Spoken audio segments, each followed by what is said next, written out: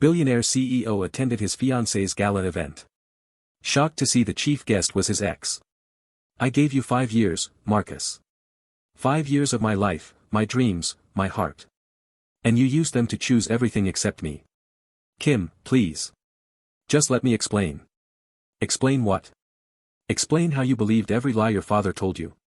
Explain how you watched me walk out of your life and never once questioned why. Explain how you're standing here tonight, wearing a ring meant for another woman, a woman your father handpicked for you like a business acquisition. That's not fair." "Fair? You want to talk about fair? I was 23 years old when your father's attorneys showed up at our apartment with documents proving that everything we built together, every patent, every prototype, every dream we had about changing the world, had been transferred to Miller Webb Industries without my knowledge or consent. I was escorted out of the building we created together with a single suitcase and a non-disclosure agreement that your father had buried in paperwork I signed years earlier because I trusted you. Because I trusted him. Because I was stupid enough to believe that loving you meant I was safe. I didn't know. Kim, I swear to you, I didn't know any of that happened. And that's supposed to make it better. That's supposed to erase 7 years of believing I was the villain of your story. 7 years of thinking I betrayed you when the truth is, I was erased. Deleted. Removed from your life with surgical precision by a man who decided I wasn't good enough to marry his son." The champagne glass had already shattered on the marble floor. The 500 guests in designer gowns and bespoke suits had already begun to stare. And Marcus Webb, heir to the $12 billion Miller Webb Industries empire, stood frozen in the middle of his fiancée's charity gala, watching everything he believed about his own life collapse around him. But I'm getting ahead of myself. Let me take you back to 2 hours earlier, when Marcus Webb still believed his biggest problem was deciding whether to smile for the photographers or count down the minutes until he could escape another evening of performed happiness. Let me show you how a single announcement destroyed a carefully constructed lie that had lasted 7 years. And let me introduce you to Kim Parker, the woman who didn't just survive what Patrick Miller did to her. She came back more powerful than any of them could have imagined. The grand ballroom of the Wellington Hotel shimmered with the kind of opulence that only old money could curate and new money could never quite replicate. Crystal chandeliers scattered fractured light across marble floors while guests in designer gowns and bespoke suits floated between champagne towers and silent auction displays like beautiful ghosts haunting a museum of excess. Marcus Webb stood at the edge of the room, his hand resting on the small of Pamela's back. It was a gesture that looked possessive to observers but felt increasingly performative to him. His fiancée had orchestrated this gala for her arts foundation with the precision of a military campaign. Every detail calibrated to impress, to dazzle, to cement their position as Manhattan's power couple of the moment. "You're not smiling." Pamela's whisper came through perfectly painted lips that curved upward while her eyes remained calculating. "The photographers are watching." Marcus manufactured the expression she required. It was a skill he'd perfected over 3 decades as the heir apparent to Miller Webb Industries, the construction empire his father Patrick Miller had built from a single housing development in Queens to a multinational conglomerate worth $12 billion. Smiling on command. Performing contentment. Pretending that the hollow space behind his ribs was just hunger rather than something far more difficult to satisfy. "Better." Pamela approved, turning her attention to an approaching couple whose combined net worth could fund a small nation. "Senator Morrison, how wonderful to see you." Marcus let his mind drift, cataloging the room out of habit. The silent auction featured artwork that would sell for more than most people earned in a decade. The champagne was vintage, the caviar was imported, and everyone present was either obscenely wealthy or desperately pretending to be. His father stood near the bar, holding court with 3 senators and a media mogul. Patrick Miller at 72 remained formidable. His silver hair caught the light like a crown. His posture suggested a man who had never known doubt, never experienced the paralysis of uncertainty, never once questioned whether the path he'd chosen was the right one. Patrick Miller had taught Marcus that business was war and sentiment was weakness. That choosing correctly meant choosing strategically. That love was a liability disguised as an asset. Looking back, Marcus would realize those lessons had cost him everything that mattered. But in that moment, standing in that glittering ballroom with his fiancée's fingers digging into his arm like a claim, he didn't know what he'd lost. He didn't know what his father had stolen from him 7 years earlier. He didn't know that the woman he'd spent 7 years trying to forget was about to walk back into his life and burn every comfortable lie to the ground. The announcement came without warning. "Ladies and gentlemen." The gala coordinator's voice echoed through the sound system with practiced enthusiasm. "Please welcome our distinguished chief guest and this year's Humanitarian Award recipient. The founder and CEO of Horizon Renewable Technologies. The visionary who has brought solar power to 17 developing nations and clean water to 40 million people. Ms. Kim Parker." Marcus's champagne glass slipped from his fingers. The sound of shattering crystal was swallowed by the thunder of applause as a woman emerged from the wings of the small stage, crossing into the spotlight with the kind of confidence that comes from surviving the unsurvivable. 7 years. 7 years since he'd seen that face. Those eyes. The curve of her jaw that his thumb had traced countless times in the darkness of their shared apartment when they'd been young enough to believe in futures and foolish enough to think love could conquer corporate dynasties. Kim Parker had changed. Her dark hair, once perpetually escaping whatever hasty ponytail she constructed, now fell in elegant waves across her shoulders. She wore an emerald gown that moved like water. Simple and devastating. The kind of dress that didn't need embellishment because the woman wearing it was embellishment enough. But her eyes. Those fierce, intelligent eyes that had first caught his attention across a crowded lecture hall at Columbia. They remained the same. Still seeing everything. Still missing nothing. Still capable of dismantling him with a single glance. She found him in the crowd. Their eyes locked. And in that moment, 7 years of carefully constructed distance collapsed like a building without foundation. Marcus? Pamela's voice came from somewhere far away, muffled by the roaring in his ears. Do you know her? He couldn't answer. Couldn't speak. Couldn't do anything but stand frozen while his past walked toward a podium to deliver a speech about humanitarian achievement. While his future stood beside him expecting an explanation he couldn't provide without unraveling everything. Marcus. Pamela's fingers tightened on his arm. I asked you a question. We were together. The words escaped before he could stop them. Years ago. Before you and I met. How convenient that you never mentioned this. It wasn't relevant. Pamela's laugh was sharp enough to cut glass. Everything is relevant when it comes to the past. We'll discuss this later. For now, smile. The chief guest is heading toward your father. Kim's speech was brilliant. Of course it was. She'd always possessed the ability to make people believe in impossible things. Sustainable energy. Equitable development. The idea that technology could serve humanity rather than exploit it. She spoke about her company's work in sub-Saharan Africa. About the children who could now study after dark thanks to solar-powered lights. About the women who no longer walked 12 miles daily for contaminated water. She spoke about purpose and meaning and the obligation of the privilege to lift others rather than stand upon them. And she never once looked in Marcus's direction again. The avoidance was deliberate. Surgical. More painful than any confrontation would have been. She was acknowledging his presence by aggressively ignoring it, making him invisible in a room full of people who clamored for her attention. When she finished, the applause was thunderous. Patrick Miller clapped with measured enthusiasm, his expression revealing nothing. Though Marcus noticed his father's jaw had tightened almost imperceptibly. A tell that only someone who'd spent decades studying the man would recognize. I had no idea she'd become so accomplished. Pamela murmured, a note of calculation entering her voice that made Marcus's stomach clench. You still haven't answered my question properly. How serious were you? Serious enough that it ended badly. Badly enough that you can't take your eyes off her. Marcus forced himself to look at Pamela. At the woman he proposed to 6 months earlier with a ring his father had helped select. At the woman who shared his bed and planned their wedding and had never once made him feel the way Kim had made him feel just by walking into a room. It was a long time ago. He managed. Ancient history. History has a way of becoming current events when you're not paying attention. Pamela's smile didn't reach her eyes. The chief guest is heading toward your father. I think we should join them. Don't you?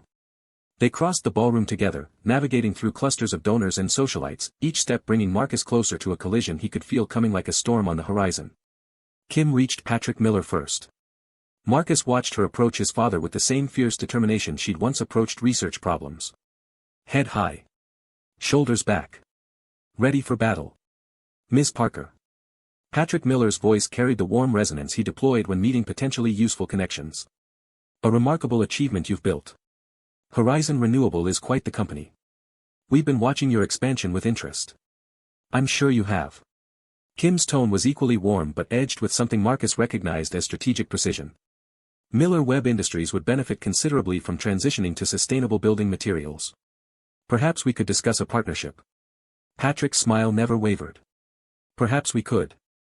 Though I recall we had discussions years ago. Before you left New York so abruptly. The subtext landed like a blade between them. Marcus felt the words before he understood them. Something was wrong. Something was different. The way Kim's eyes hardened. The way his father's posture shifted almost imperceptibly into something more defensive. I didn't leave abruptly. Kim corrected with perfect calm. I was pushed. There's a significant difference, though I imagine the narrative was easier to control once I was gone. The ground shifted beneath Marcus's feet. The familiar story he'd been told. That Kim had abandoned their partnership, their company, their relationship for a better opportunity in California. Suddenly developing cracks he couldn't ignore. Pushed. The word escaped him before he could stop it. What are you talking about? Kim turned to face him fully, and for the first time since her arrival, he saw genuine emotion in her expression. Anger, certainly. But beneath it, something that looked almost like grief. You really don't know, do you? She studied his face with the intensity of a researcher examining unexpected data. After all these years, you still believe whatever story he told you. What story? Kim, what happened? You were there one day, and the next. The next, I received a visit from your father's attorneys with documents proving that my research. The patents we developed together at Webb Parker Technologies had been transferred to Miller Webb Industries without my consent. Her voice hardened. Along with a non-compete clause buried in paperwork I'd signed years earlier, when I was 23 and too naive to afford a lawyer to review contracts presented by my boyfriend's father. The crowd around them had thinned. Other guests sensing the tension and drifting away like schools of fish avoiding a disturbance. Only Pamela remained nearby, watching the exchange with undisguised interest. That's not what happened. Marcus protested, even as doubt crept into his certainty.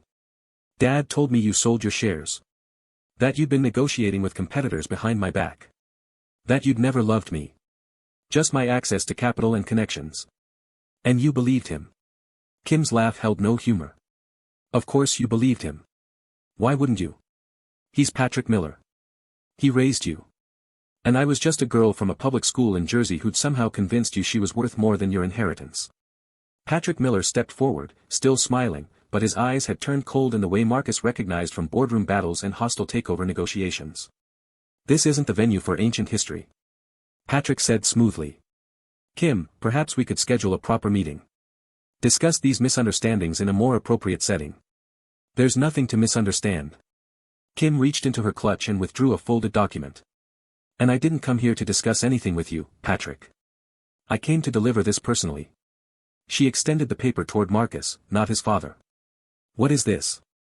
Read it. Before I reveal what these documents contain, and trust me, what's written on those pages will shatter everything Marcus believes about his own life. I need to pause and speak directly to you. Have you ever discovered that someone you trusted completely had been lying to you for years? That the story you believed about your own past was a carefully constructed fiction designed to keep you compliant? That the people who claimed to love you most were actually the ones manipulating every major decision you ever made?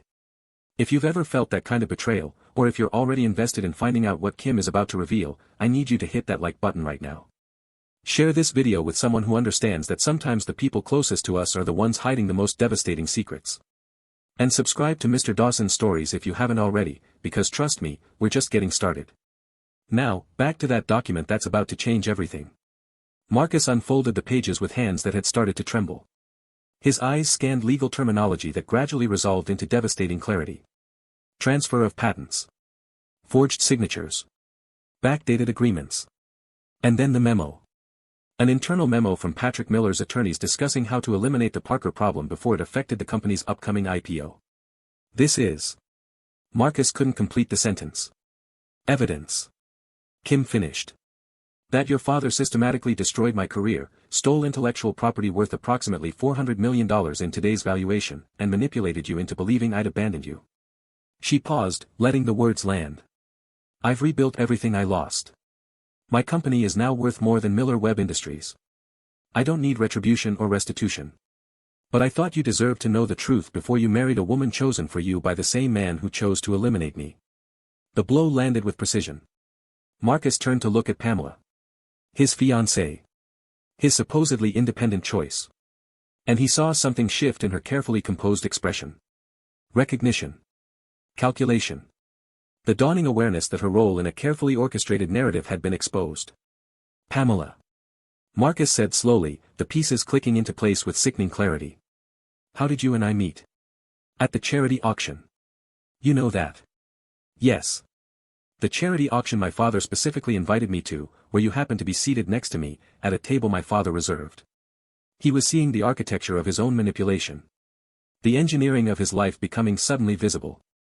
How long have you known him? Before that night, I mean. Pamela's silence answered for her. We had a business arrangement.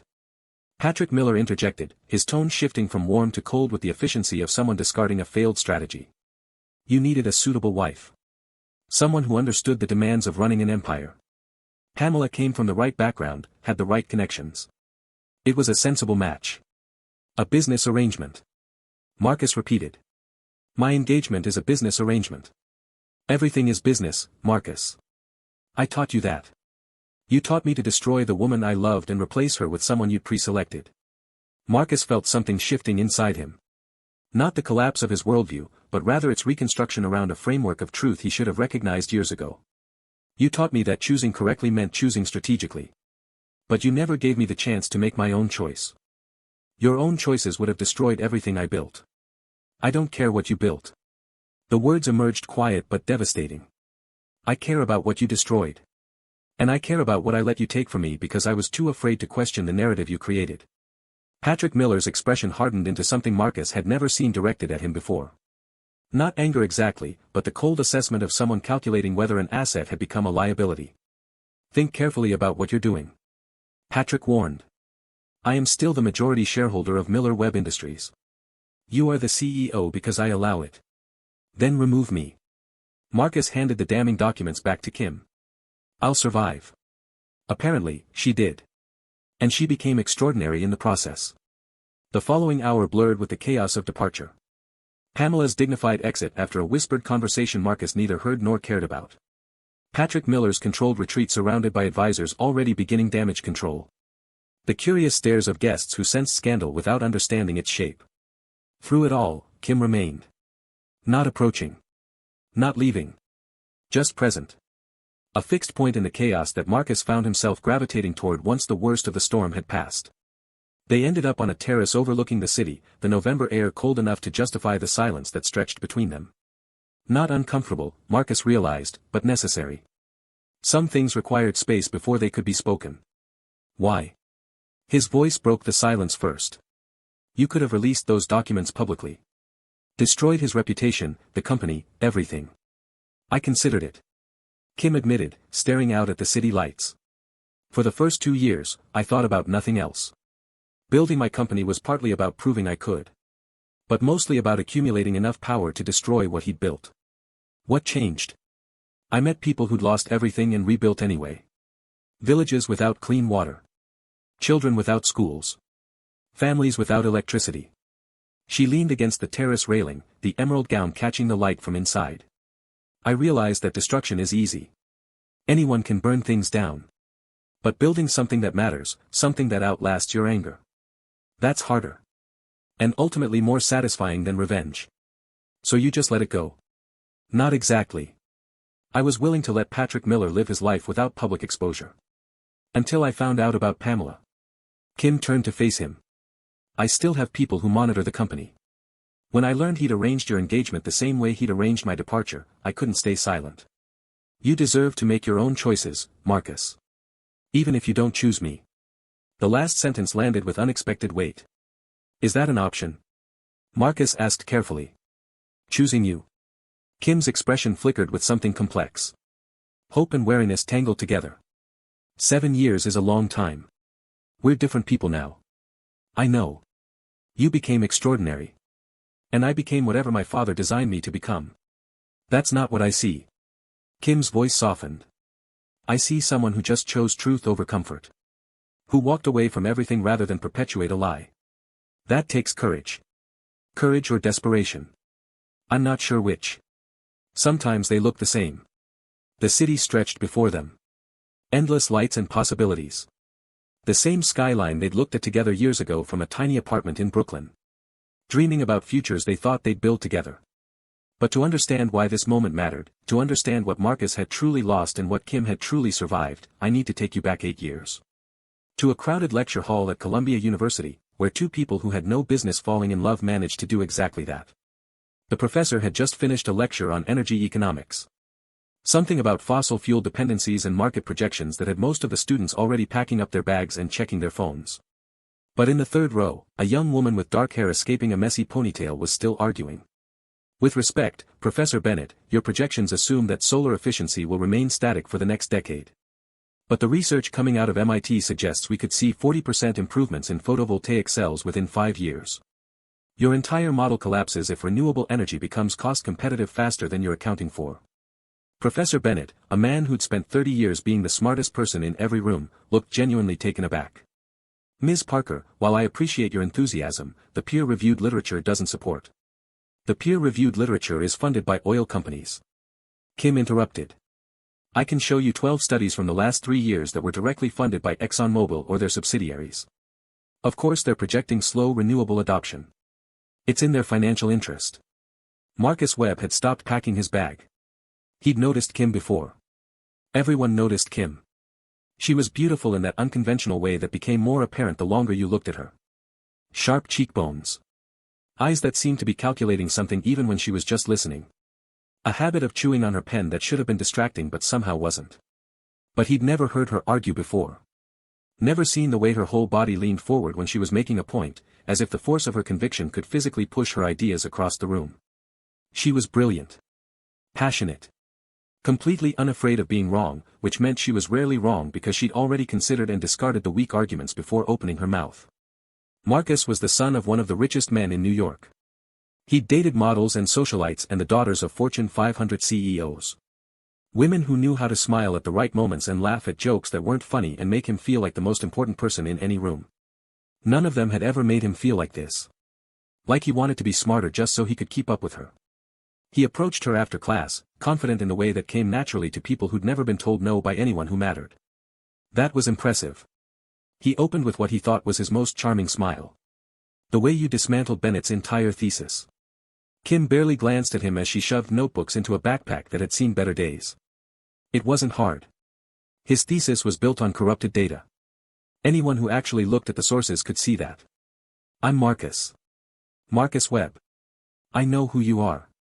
You do. Kim finally looked at him directly, and Marcus felt the full force of that assessing gaze. You're Patrick Miller's son. Your father's company built half the luxury high-rises in Manhattan. Your family's foundation donated enough money to this university to get a library named after your grandmother. And you've been coasting through this program on family connections and natural intelligence without ever actually applying yourself to anything challenging. Marcus blinked. That was a lot. I pay attention. Kim shrugged. It's what I do. And what else have you noticed about me?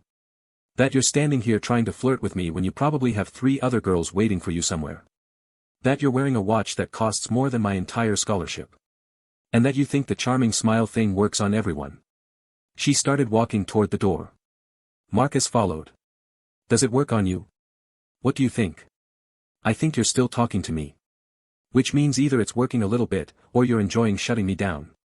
Either way, I'll take it. Kim stopped walking. Turned to face him with something that might have been the beginning of a smile. You're not what I expected. Is that good or bad? Undetermined. Ask me again after you've done something worth noticing. It became a challenge Marcus couldn't resist. He started actually preparing for class discussions, reading the source materials instead of skimming summaries, formulating his own opinions instead of parroting whatever would get him the easy grade. Not to impress Kim. Not entirely. But because when he spoke in class and she nodded. When he made a point she hadn't considered and her eyebrows rose in that particular way that meant she was actually thinking about what he'd said. When he earned her respect instead of expecting it. Those moments felt more valuable than anything his family's money had ever bought. Coffee dates became dinner dates. Study sessions became late-night conversations about everything and nothing. And somewhere in the middle of all of it, Marcus realized he'd fallen in love with a woman who didn't need his money or his name or his connections. She needed him to actually listen. She needed him to challenge her the way she challenged him. She needed him to become the version of himself he'd always suspected existed somewhere beneath the polished surface his father had created. You know your father is going to hate me. Kim said one night, curled up on the couch of his apartment while rain streaked down the windows. I'm not exactly what he had in mind for you. My father doesn't get to decide who I love. Easy to say now. Harder when he starts making your life difficult. Marcus pulled her closer, pressing a kiss to her temple. Let me worry about my father. You worry about changing the world. She laughed. That soft sound he'd learned to crave. Deal. They graduated together. Kim as valedictorian with a speech about transforming the global energy landscape. Marcus with honors and a growing conviction that his father's world of corporate conquest wasn't where he belonged. The day after graduation, Marcus made a decision that would change everything. He took $2.5 million from his trust fund. The money his grandfather had left him specifically, outside his father's control. And he invested it in Kim's research. Webb Parker Technologies. A tiny startup in a Brooklyn co-working space. 2 employees at first. Kim and Marcus. Then 3. Then 10. Working 18-hour days on solar efficiency prototypes that every established investor told them were impossible. "You're building castles in the sky," Patrick Miller told Marcus during one of their increasingly tense dinners. "Playing at entrepreneur with money you didn't earn. When this fails, and it will fail, you'll come crawling back to Miller Webb with your tail between your legs. It won't fail." Spoken like someone who's never experienced actual failure. Patrick's smile was cold. "Your little girlfriend has you convinced you're special, Marcus. That you're going to change the world with her science fair projects. But the world doesn't change that easily. It's run by people like me. People who understand how power actually works. Maybe it's time for different people to run things." Patrick laughed. The patronizing sound of a man who'd already stopped listening. "Call me when you're ready to grow up." Marcus didn't call. Not for months. He was too busy building something real for the first time in his life. Webb Parker Technologies secured its first patent. Then its second. A MIT Technology Review article featured their solar efficiency breakthrough. Investors who'd rejected them started calling back. And Kim. Kim was magnificent. Watching her present to venture capitalists was like watching a general command a battlefield. She knew every number, every projection, every potential objection before it was raised. She made hard science accessible without dumbing it down. She made the impossible seem inevitable. "We're going to change everything," she told Marcus one night, standing on the rooftop of their Brooklyn apartment, looking out at a skyline that would soon be powered by technology they created together. Solar in every developing nation. Clean water through desalination powered by renewable energy. A complete transformation of how the world thinks about power. "I believe you." And he did. Completely. Without reservation. Which made what happened next even more devastating. Patrick Miller's first move was subtle. Business trips that required Marcus's presence at Miller Webb for critical negotiations. Nothing could be done remotely, his father insisted. The future of the company depended on Marcus being there in person. 1 week became 2. 2 became a month. Video calls with Kim became shorter as Marcus got pulled deeper into a world he tried to escape. "Your father is doing this on purpose," Kim told him during one of their increasingly frustrated phone calls. "He's separating us because he knows what we're building threatens everything he stands for." "I know. But I can't just walk away from family obligations entirely. Give me another few weeks. I'll figure out how to delegate this stuff and get back to Brooklyn." "Marcus. We need you here. The prototype testing is hitting obstacles I can't solve alone." "I know. I'm sorry. I'll make it up to you." Famous last words. While Marcus was trapped in his father's orbit, Patrick Miller was executing the second phase of his plan. Kim would later learn about the details through legal discovery. The private investigators Patrick hired to dig into her background. The conversations with her landlord, her professors, anyone who might have information that could be used against her. The quiet meetings with Webb Parker Technologies' other investors, suggesting that Kim was unstable, unreliable, planning to take the company's intellectual property and sell it to competitors. Rumors spread. Investor confidence wavered. And through it all, Kim had no idea what was happening because she trusted Marcus. She trusted that whatever was keeping him away was temporary. That their partnership was stronger than his father's manipulations. She was wrong. The night that everything ended started like any other. Kim was in their apartment, reviewing prototype schematics for the next day's testing. It was late. Marcus had promised to call but hadn't yet. She assumed he was stuck in another interminable meeting, performing the role of dutiful son while counting the minutes until he could escape. The knock on the door surprised her. It surprised her even more when she opened it to find 3 men in expensive suits, their expressions professionally blank. "Ms. Parker?" The one in front asked. "We're from Henderson, Blake, and Morrison. Legal counsel for Miller Webb Industries. May we come in?" "What is this about? I think you'll want to have this conversation in private."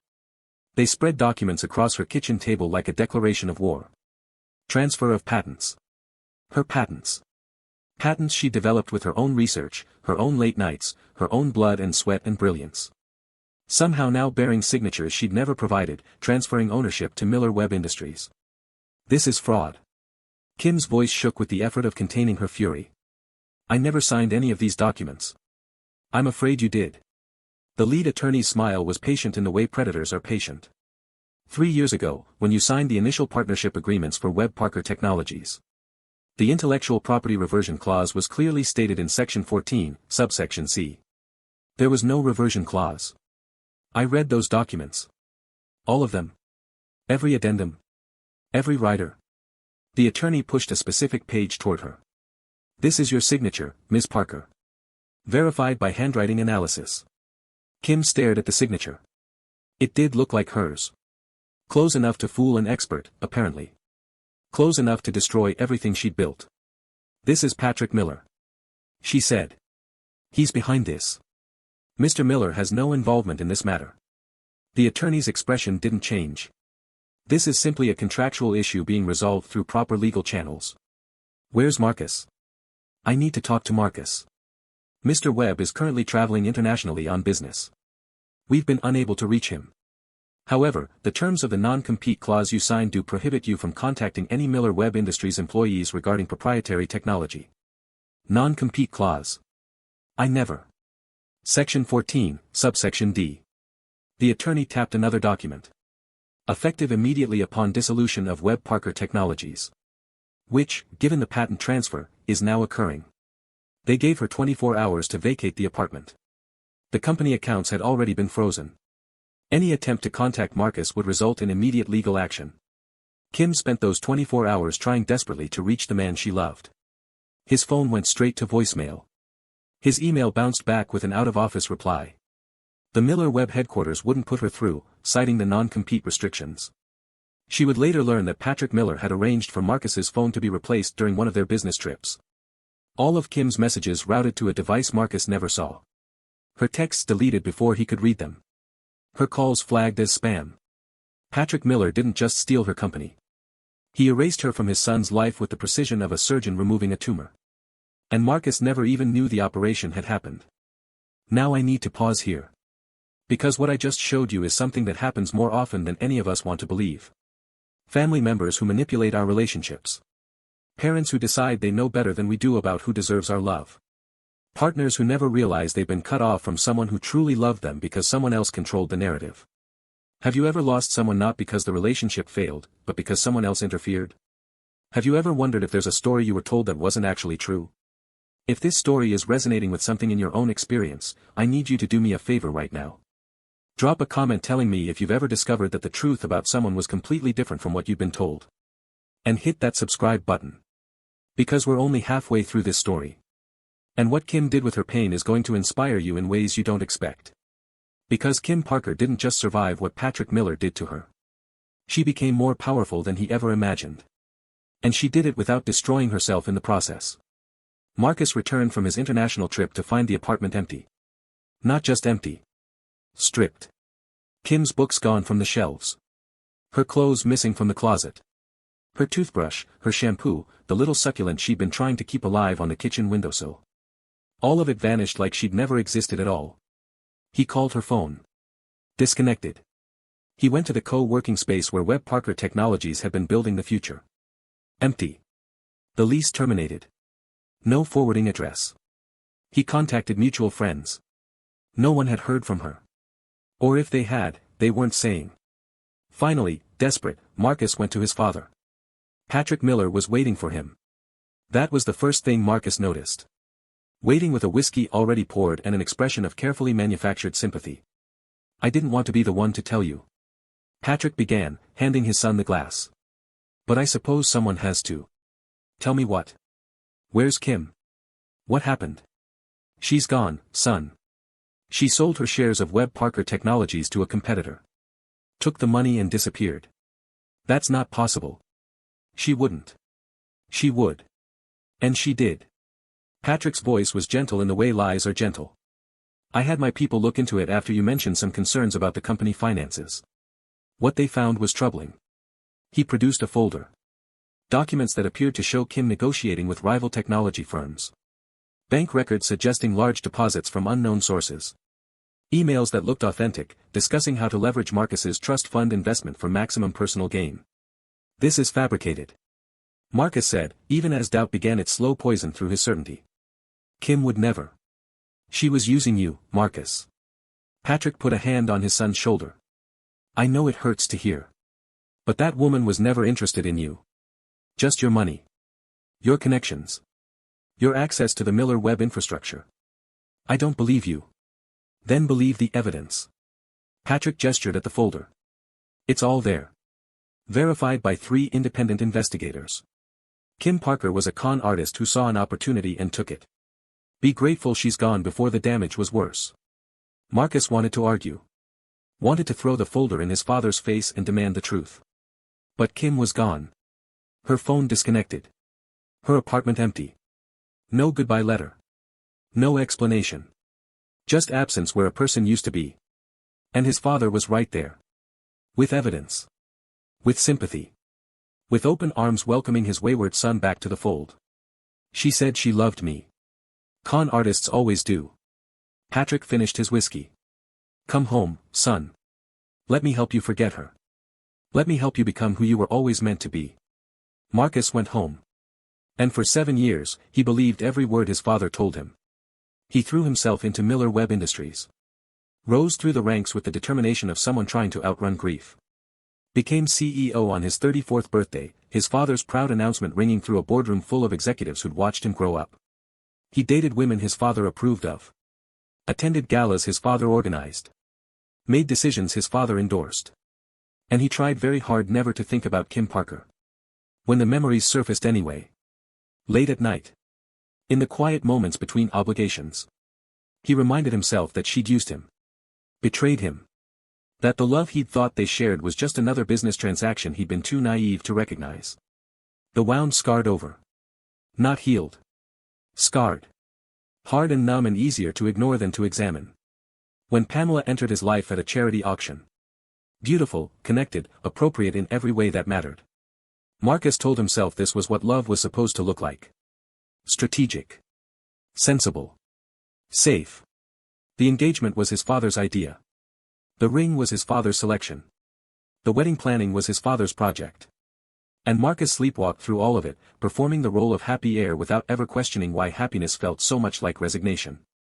Until tonight.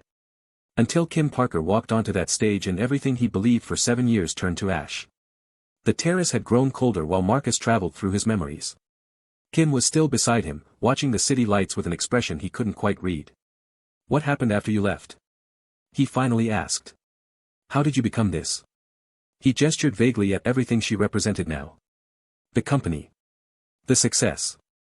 The awards and accolades that had brought her back to this ballroom as the guest of honor. Kim was quiet for a long moment.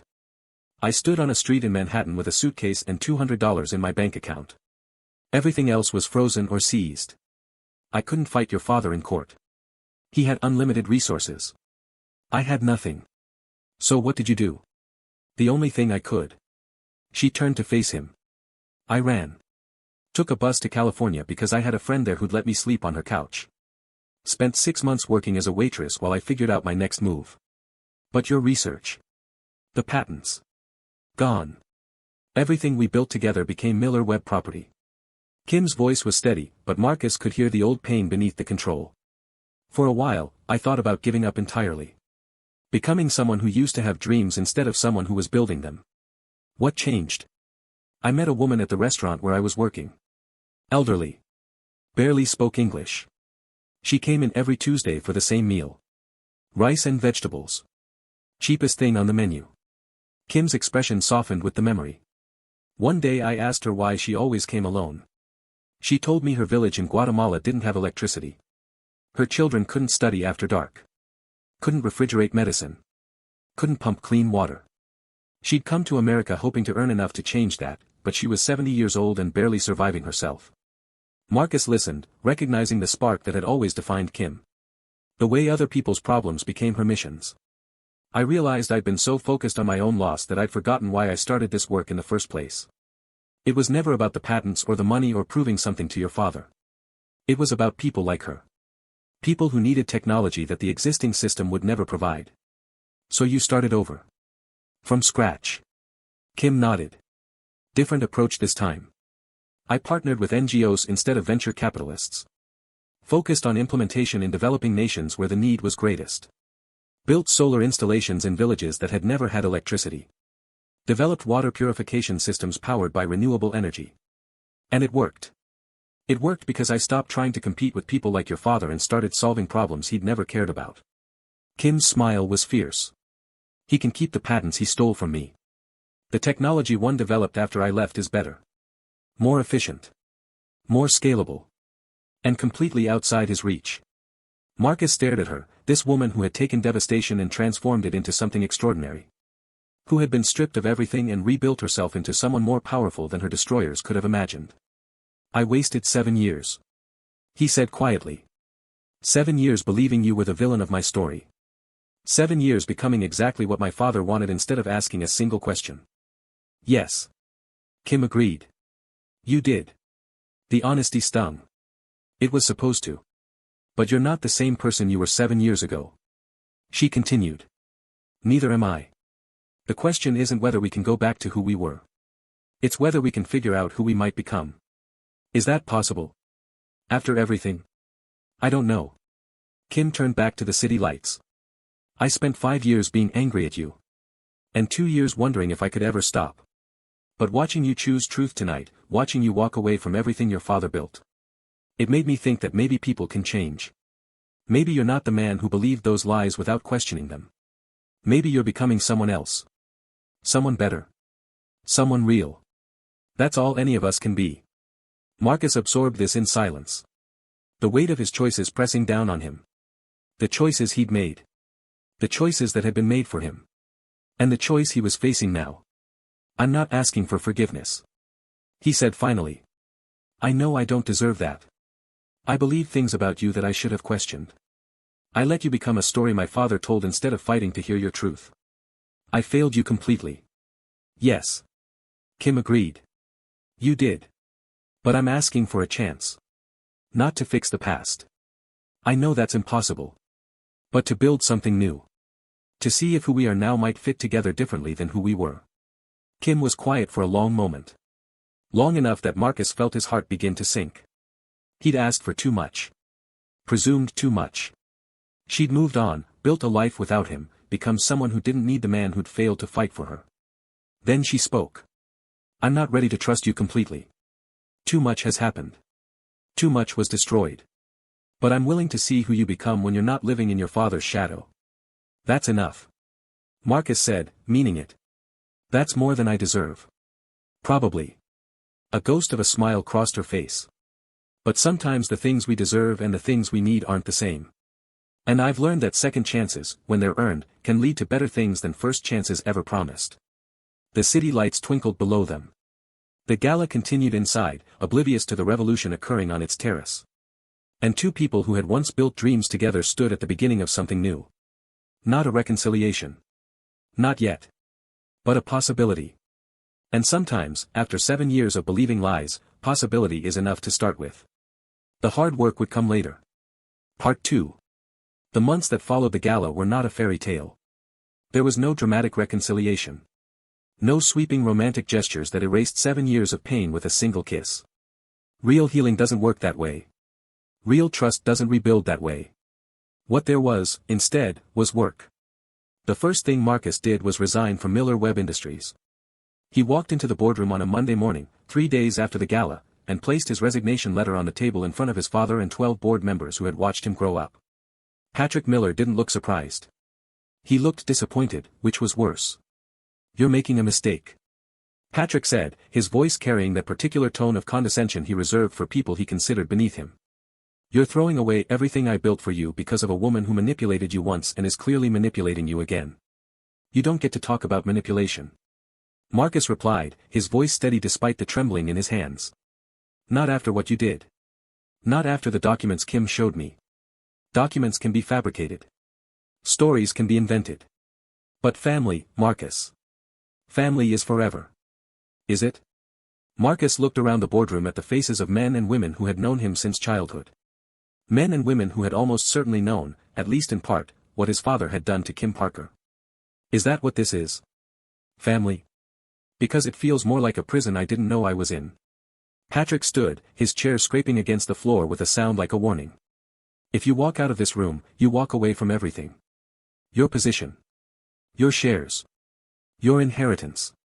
I will not be humiliated by my own son. Then consider yourself humiliated. Marcus picked up his resignation letter and placed it directly in front of his father. Because I'm walking. The legal battle began within the week. Patrick Miller was not a man who accepted defeat gracefully. The moment Marcus's resignation became official, a team of attorneys descended with claims of breach of fiduciary duty, misappropriation of company resources, and a dozen other allegations designed to bury Marcus in litigation until he begged to return. But Marcus had one advantage his father hadn't anticipated. Kim's documents. The evidence she'd gathered over 7 years of careful investigation didn't just prove what Patrick had done to her. It revealed a pattern of corporate misconduct that stretched back decades. Patent theft. Fraudulent contracts. Bribery of government officials to secure construction permits. Environmental violations buried under layers of subsidiary companies. Marcus turned everything over to federal investigators. The fallout was spectacular. Miller Webb Industries stock dropped 40% in a single day when the first indictments were announced. Board members resigned in waves, desperate to distance themselves from the scandal. And Patrick Miller, the man who had built an empire on the belief that money could buy anything, found himself facing criminal charges that no amount of wealth could make disappear. You've destroyed everything. Patrick said during their final conversation, his voice carrying a bitterness that Marcus had never heard before. Everything I built. Everything I gave you. Gone. For what? For a woman who will leave you again the moment something better comes along. She didn't leave me the first time. Marcus replied. You drove her away. And I spent 7 years hating her for something she never did. That's on you. But it's also on me for never questioning the story you told. You'll regret this. Maybe. Marcus stood to leave his father's study for the last time. But I'd rather regret the truth than keep living a lie. Patrick Miller was convicted 18 months later on 12 counts of fraud, conspiracy, and obstruction of justice. He was sentenced to 15 years in federal prison. Miller Webb Industries was dissolved, its assets sold to pay fines and settlements, its legacy reduced to cautionary tales told in business school ethics classes. And Marcus Webb, the heir who had walked away from $12 billion, found himself starting over at 36 with nothing but his education, his integrity, and a chance to become someone he actually respected. The rebuilding with Kim happened slowly. Coffee first. Once a week, then twice. Conversations that started careful and gradually became honest. Tell me about California. Marcus asked during one of their early meetings. Tell me about the years I missed. Kim stirred her latte, considering how much to share. The first year was the hardest. I was grieving everything. You. Our company. The future we'd planned. I'd wake up in the middle of the night reaching for you before I remembered you weren't there. That you believed I'd betrayed you. That everything we'd built was just gone. I'm sorry. I know. Kim's smile was sad but not bitter. The apologies matter, Marcus. But they don't change what happened. They just acknowledge it. What else? I threw myself into work because it was the only thing that didn't hurt. Started consulting for environmental nonprofits. Small projects at first. A solar installation here. A water purification system there. Nothing like what we dreamed about, but real. Tangible. Helping actual people in actual villages. And that turned into Horizon Renewable. Eventually. Kim set down her coffee. I met my co-founder, David, at a conference in San Francisco. He developed new battery storage technology. I'd been working on solar efficiency improvements using a completely different approach than what your father stole. We realized our work was complementary. 6 months later, Horizon Renewable Technologies was born. Marcus absorbed this, trying to imagine the woman he'd loved building an empire without him. Succeeding without him. Becoming extraordinary while he was sleepwalking through the life his father had designed. Were you ever going to tell me? He asked. Before the gala. Were you ever going to come back and show me the truth? Kim was quiet for a long moment. I thought about it. Especially in the early years. I'd compose emails I never sent. Letters I never mailed. I'd imagine showing up at your office with the evidence and watching your face when you realized what your father had done. What stopped you? Fear, mostly. Kim admitted. Fear that you'd choose him anyway. Fear that you'd known all along and just didn't care. Fear that seeing you again would destroy the new life I was building because I'd never fully gotten over you. Marcus reached across the table and touched her hand. The first physical contact since the gala. Brief and tentative, but significant. I would have believed you. He said. If you'd come to me with that evidence at any point in the last 7 years, I would have believed you. Would you? Yes. Kim studied his face, looking for the lie.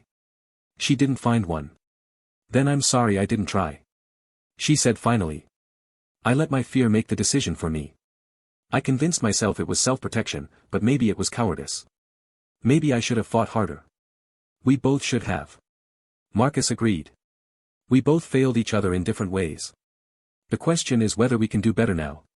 Can we? I don't know. But I'd like to find out. The dinners came next. Restaurants at first, public spaces where the pressure stayed manageable. Then cooking together at Kim's apartment, something they'd done constantly during their relationship. The muscle memory returned faster than either expected. Kim chopping vegetables with precise efficiency. Marcus handling the proteins because he'd always been better with heat management. Moving around each other in the kitchen like dancers remembering choreography they'd thought they'd forgotten.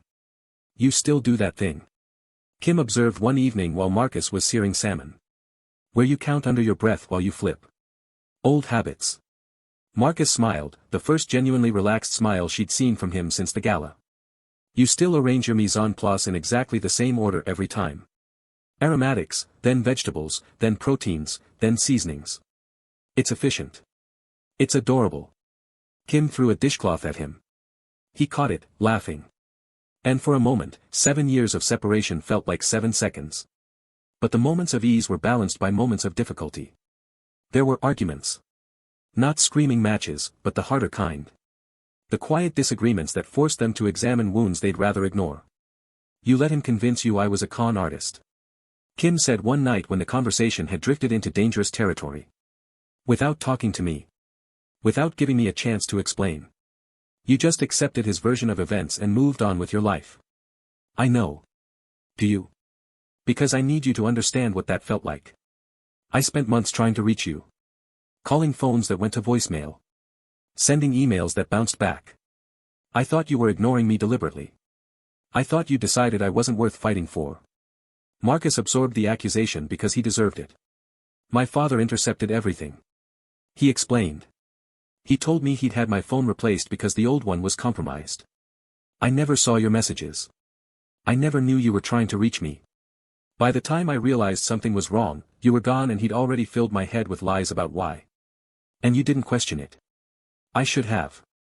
Marcus agreed. I should have done a lot of things. But I was hurt and confused and my father was right there with explanations that made the pain easier to bear. It was easier to believe you betrayed me than to believe my own father was destroying the woman I loved. Easier for you. Yes. Easier for me. And that's unforgivable. I chose my own comfort over your truth. I chose believing a story that made me the victim instead of investigating a reality that might have made me complicit. Kim was silent for a long moment. I need you to understand that I may never fully trust you again. She said finally. Not the way I did before. That kind of trust, the blind faith that you'll choose me over everything else. I don't know if I'm capable of that anymore. I understand. Do you? Because I need to know that you're not expecting some magical moment where all the hurt disappears. I need to know that you're willing to do the work of earning trust in increments, not assuming it's given. I'm willing. Marcus said. However long it takes. Whatever it requires. I'm not going anywhere. Those words would be tested. 6 months into their cautious reconciliation, Marcus received an offer he hadn't expected. A major sustainable construction firm in Seattle wanted him to join as a partner. His experience with Miller Webb, combined with his public stance against his father's corruption, made him an attractive candidate for companies trying to position themselves as ethical alternatives. It was a good offer. Meaningful work. Generous compensation. A chance to rebuild his career in an industry he understood. But Seattle was 3,000 miles from New York, where Kim's company was headquartered. I don't know what to do. Marcus admitted during one of their dinners. This is exactly the kind of opportunity I've been hoping for. Sustainable construction. Green building initiatives. Work that actually matters instead of just making rich people richer. But it's in Seattle. It's in Seattle. Kim set down her fork, considering. We've been doing this for 6 months. She said slowly. Rebuilding. Figuring out who we are now. And I'm not going to pretend I'm not terrified of what happens if you leave. I could turn it down. Could you? Or would you resent me for being the reason you didn't take it? Marcus didn't have an answer. I spent 7 years building my company. Kim continued. 7 years proving that I didn't need anyone else to succeed. I can't become someone who holds you back from opportunities because I'm afraid of losing you again. So what are you saying? I'm saying that we're not 23 anymore. We're not building a life together in a Brooklyn apartment, dreaming about a future that might never come. We're adults with established careers and complicated histories. And I don't know if love, even love that survived everything we've been through, is enough to bridge 3,000 miles. Is that a no? It's an I don't know. Kim reached across the table and took his hand. But I think you need to decide what you want, Marcus. Not what you think I want. Not what minimizes the risk of losing me. What you actually want for your life. Marcus thought about it for 3 weeks. He thought about Kim. About the years they'd lost. About the possibility that long distance would become just distance, then separation, then another ending he wasn't prepared for. He thought about his career. About the chance to do meaningful work in an industry that desperately needed reform. About the satisfaction of building something with his own hands instead of inheriting someone else's empire. And he thought about what his father had taught him. That choices should be strategic. That love was a liability. That the safest path was always the one that minimized personal risk. Then he made a decision that Patrick Miller would never have understood. He turned down the Seattle offer. Not because Kim asked him to. Not because he was afraid of losing her. But because he realized that 3,000 miles of separation wasn't what either of them needed while they were still learning to trust each other again. If I take this job, he explained to Kim the night he made his decision, I'm choosing career advancement over relationship repair. I'm doing exactly what my father always did. Prioritizing what looks successful instead of what actually matters. But your career matters. It does. But not more than this. Not more than proving to you and to myself that I'm capable of choosing differently than I did 7 years ago. What will you do instead? I don't know yet. Marcus admitted. Maybe start my own company. Something focused on affordable sustainable housing. Work that matters without requiring me to leave the person who matters most. Kim stared at him for a long moment. You just called me the person who matters most. I did. That's a significant statement. It's a true statement. Marcus met her eyes. I'm not asking you to reciprocate. I'm not expecting declarations or commitments. I'm just telling you where I am. Because I spent 7 years not knowing where you were or why you left. I'm not going to make you guess where I stand.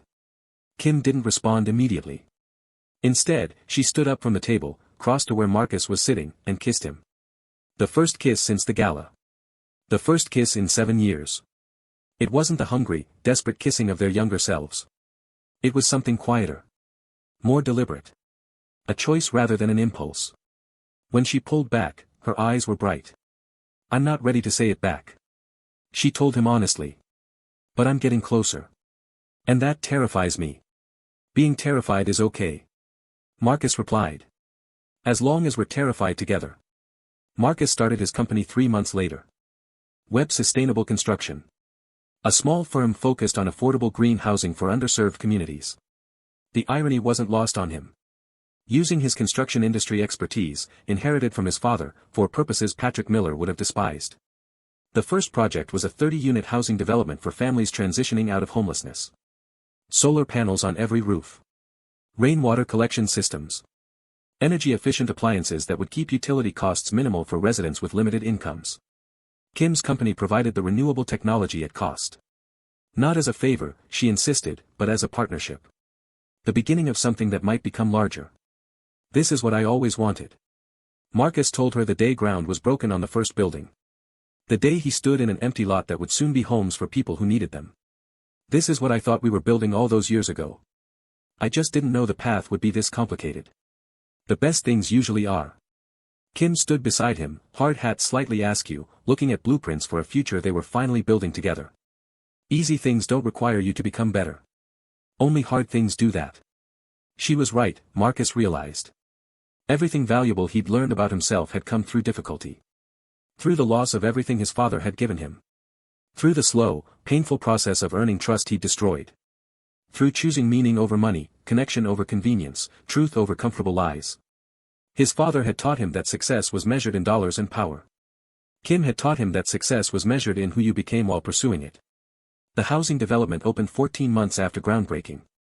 30 families moved in on a single Saturday. Children running through hallways that smelled of fresh paint. Parents crying in kitchens that belonged to them for the first time in their lives. Elderly residents sitting on porches, faces turned toward the sun, disbelieving that this was really theirs. Marcus walked through the development with Kim, watching families discover their new homes. A woman named Maria stopped them in the courtyard, her English broken but her emotion clear. "You build this?" she asked Marcus, gesturing at the buildings around them. "We built this." Marcus corrected, his arm around Kim. "Together. Is good." Maria nodded firmly. "Very good. My children. They have rooms now. First time. Rooms of their own. That's why we did it." Kim told her. So children could have rooms of their own. Maria hugged them both, this billionaire's son who'd walked away from everything and the woman who'd rebuilt herself from destruction. She didn't know their story. She didn't need to. She just knew that someone had cared enough to give her family a home. "That's enough," Kim observed after Maria had gone. "That right there. That feeling. That's what we were chasing all those years ago when we thought success meant patents and venture capital. It's better than I imagined." Marcus agreed. Different. Smaller scale. But more real. Maybe that's the point. Kim turned to face him. Maybe real was always the goal. We just got distracted by impressive for a while. That night, for the first time since reuniting, Kim told Marcus she loved him. Not in a grand moment. Not with dramatic orchestration. Just quietly, in the kitchen of her apartment, while they were washing dishes together like they had hundreds of times before. "I love you." The words came out simply. Almost casually. As if she'd been saying them for years and had just forgotten to vocalize them. Marcus nearly dropped the plate he was drying. "What?" "I love you." Kim repeated, still focused on the pot she was scrubbing.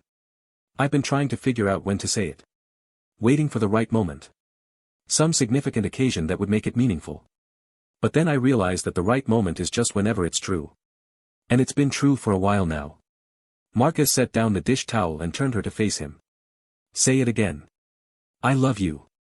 Kim met his eyes. Again. Still. Despite everything. Maybe because of everything. I don't know.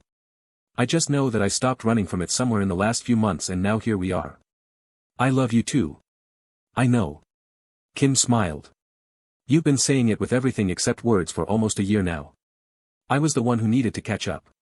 They stood in her kitchen, soapy water dripping from her hands onto the floor, and held each other. Not desperately, like people afraid of losing what they had. But calmly. Like people who had found something worth keeping and intended to keep it. This is the part of the story where I need to speak directly to you one final time. We've traveled a long way together. From that shattering champagne glass at the gala to this quiet moment in a kitchen. From betrayal and manipulation to truth and rebuilding. From two people who'd been torn apart by lies to two people choosing each other with full knowledge of how badly things can go wrong. But this story isn't really about Marcus and Kim. It's about the choices we make when we discover that the narratives we've believed aren't true. It's about the courage required to walk away from comfortable lies. It's about the work of rebuilding trust after it's been destroyed. And it's about the possibility that second chances, when they're truly earned, can lead somewhere better than first chances ever promised. Maybe you're watching this because you've discovered that someone you trusted was lying to you. Maybe you're realizing that the story you've been told about your own life doesn't quite add up. Maybe you're wondering if it's too late to choose differently than you've been choosing. It's not too late. That's the message of this story. That's the truth I want you to carry with you when this video ends. It's not too late to question the narratives that other people created for you. It's not too late to seek the truth even when it costs you comfort. It's not too late to rebuild something beautiful from the rubble of what was destroyed. But you have to make the choice. No one can make it for you. So here's what I'm asking. If this story resonated with you. If Marcus's journey from blindly believing his father to choosing his own truth spoke to something in your experience. If Kim's transformation from victim to victor inspired you to think differently about your own setbacks, I need you to do 3 things. First, hit that subscribe button and turn on notifications. Mr. Dawson Stories is a community for people who believe in authentic storytelling. Stories that don't just entertain, but illuminate. Stories that help us understand ourselves and each other better. If that's what you're looking for, you're in the right place. Second, share this video with someone who needs to hear it. Someone who's stuck in a story that someone else wrote for them. Someone who's afraid to question comfortable lies. Someone who needs permission to believe that second chances are real.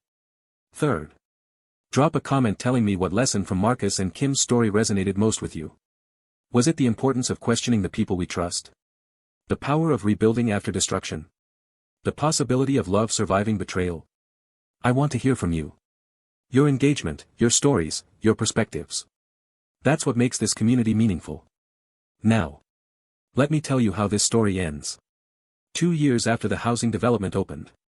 3 years after the gala that changed everything. Marcus Webb proposed to Kim Parker on the rooftop of the building they'd helped construct together. Not with a ring his father had selected. Not at an event designed for appearance. Just the two of them, looking out at a city that had witnessed their destruction and their rebuilding, asking a question whose answer they'd both already chosen. Kim said yes before he finished asking. The wedding was small. Deliberately so. No 500 guests in designer gowns. No champagne towers or silent auctions. Just family. The chosen kind, not the biological kind. Friends who had supported them through the worst of it. The residents of the housing development who had become like extended community. Maria, the woman who'd hugged them on opening day, insisted on making tamales for the reception. Her children served as unofficial flower girls and ring bearers. The ceremony happened in the courtyard of the development they'd built, surrounded by solar panels and thriving gardens and families who'd found stability because 2 people had cared enough to provide it. Patrick Miller wasn't invited. He was still in prison, serving his sentence, writing letters Marcus never opened. Whatever relationship might someday be possible between father and son would have to wait until both of them had done more healing. Maybe that day would come. Maybe it wouldn't. Marcus had learned to accept uncertainty about things he couldn't control. The vows they exchanged weren't traditional. Kim spoke first. 7 years ago, I stood on a street in Manhattan with nothing but a suitcase and a broken heart. I believed I'd lost everything. My company. My research. The man I loved. The future I'd planned. She paused, composing herself. I was wrong. I hadn't lost everything. I'd lost the things that weren't meant to last so I could build the things that were. And standing here now, looking at the life we've created together, I understand that the destruction wasn't the end of my story. It was the beginning of a better one. Marcus, I choose you. Not because you're perfect. Not because you never made mistakes. But because you had the courage to face the truth when it was painful. Because you walked away from everything comfortable to become someone real. Because you proved that people can change when they're willing to do the work. I'm not promising that things will always be easy. I'm promising that I'll stay even when they're hard. I'll choose you again tomorrow. And the day after. And every day we're given. Not because I have to. Because I want to. Because you're worth choosing. Then Marcus spoke. I spent the first 30 years of my life believing stories that other people told me. About who I was supposed to be. About what success was supposed to look like. About what love was supposed to feel like. He looked at Kim with eyes that held no reservation. You taught me to question those stories. Not by lecturing or convincing. Just by being yourself. By refusing to be diminished. By showing me that authentic living was possible even after everything had been taken away. I failed you once.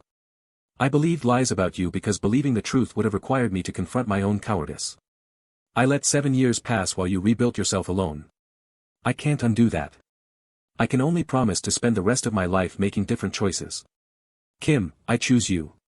Not as compensation for past failures. Not because I owe you something. But because you're the most remarkable person I've ever known. Because every day with you teaches me something about who I want to become. Because loving you isn't just an emotion. It's a practice. One I intend to practice for as long as I'm breathing. They exchanged rings. Simple bands. No elaborate diamonds. They kissed while their community cheered. They danced their first dance to a song that hadn't been written yet when they first fell in love, because they weren't trying to recapture the past. They were building something new. The story continues beyond the wedding. That's what real stories do. They don't end with the ceremony. They continue into the ordinary days that follow. The negotiations of shared living. The compromises and celebrations. The gradual building of a life that reflects who you've both become. Webb's sustainable construction expanded. More developments.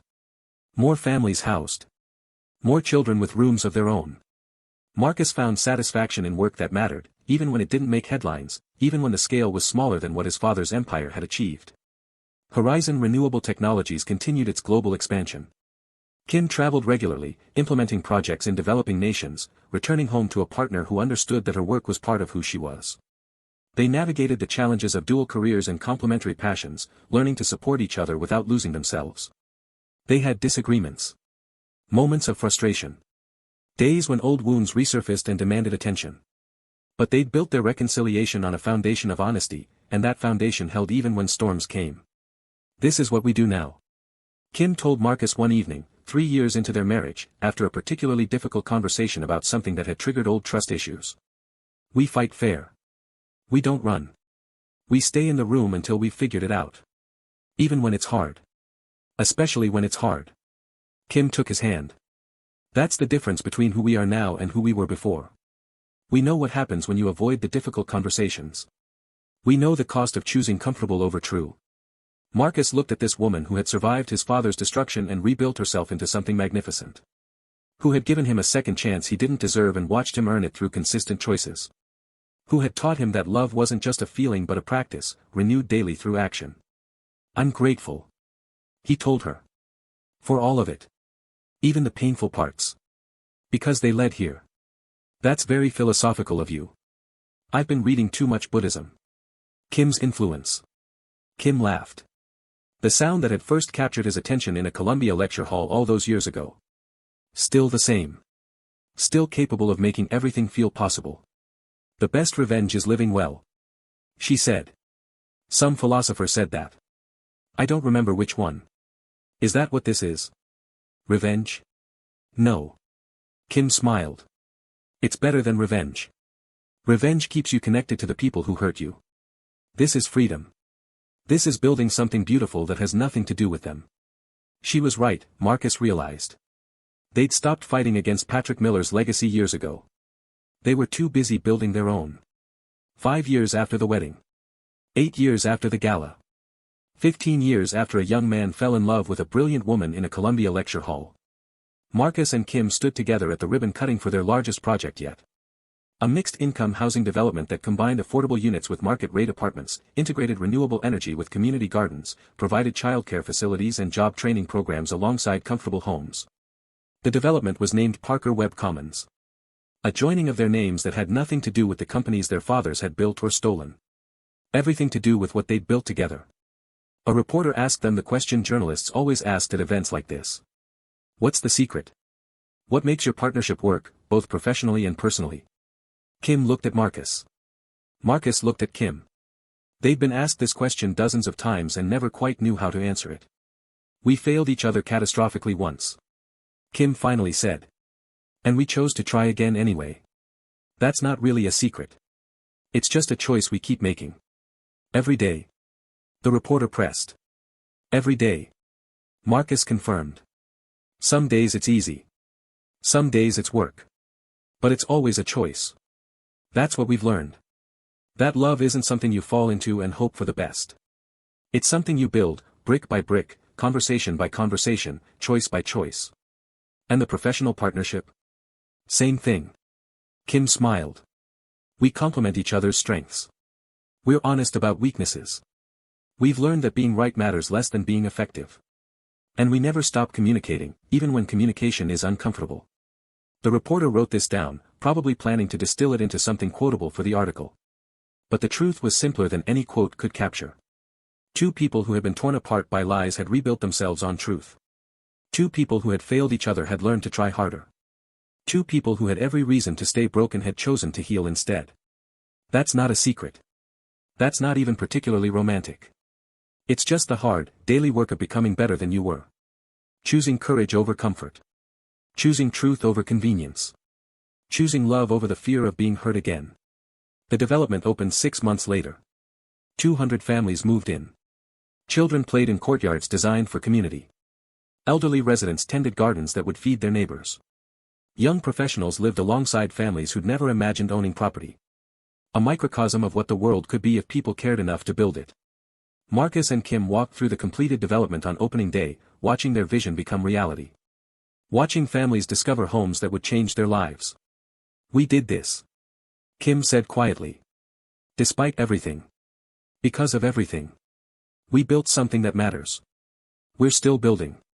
Marcus replied. "That's the point, isn't it? You never stop building. You just keep choosing what to build next." Kim turned to face him, this man who had once believed lies about her, who had spent 7 years as an enemy in her mind, who had become her partner in ways she never could have predicted. "What do you want to build next?" Marcus thought about it. About the developments they had planned. The communities they wanted to serve. The ways their companies were growing and evolving. But those weren't really what she was asking about.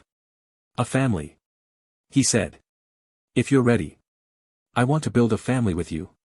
Kim's expression shifted. Something between surprise and inevitability.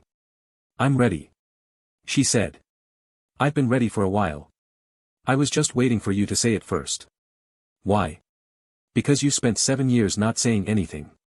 She smiled. "I wanted to make sure you'd learn to use your words." Marcus laughed and pulled her close. They stood in the courtyard of the development they'd built together, surrounded by families they'd helped, contemplating the family they'd become. "This isn't how I thought my life would go," he said into her hair. "If you'd asked me 15 years ago what my future looked like, this wasn't it." "Is it better or worse?" "Different." Marcus considered. "Much harder.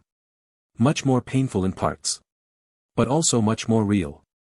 The version of my life my father planned for me was comfortable and empty. This is uncomfortable sometimes. But it's never empty." Kim pulled back to look at him. "That's the trade-off, isn't it? Comfort or meaning? Safety or growth? The easy path or the right one? My father chose comfort. And we chose this." Kim gestured at the development around them. The families. The solar panels. The gardens growing. The community forming. "We chose hard and meaningful over easy and hollow." "Any regrets?" Kim thought about it honestly. About the 7 years of anger. The pain of rebuilding. The difficulty of learning to trust again. "No," she said finally. "The regrets I have are about things I can't change. The years we lost. The time I spent hating you instead of looking for the truth. But I can't go back and fix those things. I can only keep choosing to build something better now." "Then let's keep building," Marcus said. And they did. The story ends here. But not really. Stories like this don't end. They just reach points where the narrator steps back and lets the characters continue living without observation. Marcus and Kim had their children. 2 daughters who inherited their mother's fierce intelligence and their father's capacity for transformation. Children who grew up in a home where honesty was more valuable than comfort, where failure was understood as part of growth, where love was demonstrated through daily choices rather than grand gestures. Webb Sustainable Construction and Horizon Renewable Technologies eventually merged into a single entity. Parker Webb Industries. A company dedicated to the proposition that housing was a human right and that technology should serve humanity rather than exploit it. The business school ethics classes that had once used Miller Webb Industries as a cautionary tale began using Parker Webb Industries as an aspirational example. Patrick Miller died in prison during his 9th year of incarceration. Marcus received the news with something that wasn't quite grief and wasn't quite relief. A complicated mix of emotions that he processed through long conversations with Kim and eventually with a therapist who specialized in complicated family dynamics. He never fully forgave his father. But he stopped carrying the weight of that relationship like a burden. He set it down. Let it rest. Moved forward lighter than he'd been in years. And the gala that had started everything, the charity event where a champagne glass had shattered and a woman from the past had walked into a spotlight. It became a story Marcus and Kim told their daughters when they were old enough to understand. A story about the moment everything changed. About the courage to question comfortable lies. About the possibility of rebuilding after destruction. The daughters would tell it to their own children someday. A family legend. A reminder of where they came from and what their grandparents had overcome. Because that's what stories do. They carry truth forward through generations. They teach lessons that facts alone can't convey. They remind us that the people we admire were once broken too. That the lives we aspire to were built from rubble and uncertainty and the daily choice to try again. Marcus Webb walked away from $12 billion. He lost his father. He spent years rebuilding trust he destroyed through passivity. And he ended up happier than he'd ever been when he had everything society told him he should want. Kim Parker was erased from her own life by a man who decided she wasn't worthy of his son. She rebuilt herself from nothing. She became more powerful than her destroyer. And she found her way back to the love she'd lost, stronger and wiser than before. Their story isn't about revenge. It isn't really about justice. It's about the choices we make when the comfortable paths are revealed as dead ends. It's about the courage to seek truth even when lies are easier. It's about the possibility of love surviving everything that tries to destroy it. That's the moral of this story. That's the lesson I want you to carry with you. The people who control the narratives of our lives only have power until we decide to write our own. The comfortable lies we believe only bind us until we choose the uncomfortable truth. The love we think we've lost is sometimes just waiting for us to become worthy of finding it again. Choose truth over comfort. Choose meaning over ease.